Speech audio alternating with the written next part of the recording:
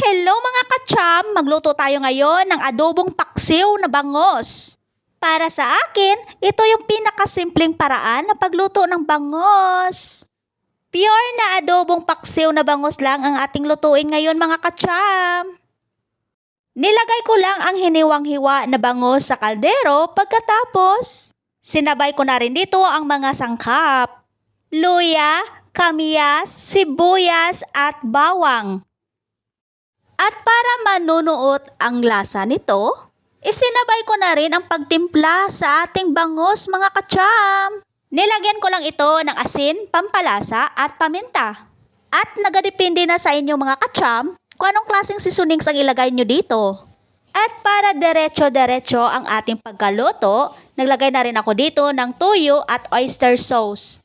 Nilagyan ko na rin ito ng suka, hindi lang dagdag panlasa, kundi para rin tumagal ang ating nilutong adobong paksiw na bangos.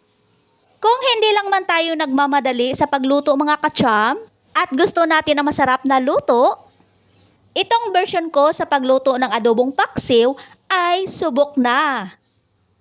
Isang pakiting oyster sauce lang pala ang nilagay ko dito mga kacham. Sakto lang para mabalanse ang lasa. Para manamis-namis. At para manunuot ang asim, naglagay rin ako dito ng 3 kalamansi. Pero kung hindi tayo mahilig sa kalamansi mga kacham, okay lang na hindi natin lagyan. Pero para sa akin, mas masarap kung meron tayong kalamansi. 1, 2 o 3 man. Pagkatapos ko tinimplahan at nilagay ang mga sangkap, niluto ko na rin ito mga kacham. Niluto ko lang ito ng 2 oras. Pero nakaslow cook lang ito mga kacham or nakaslow fire. Ganito rin po ba kayo mag-adobo paksiw ng bangos mga kacham?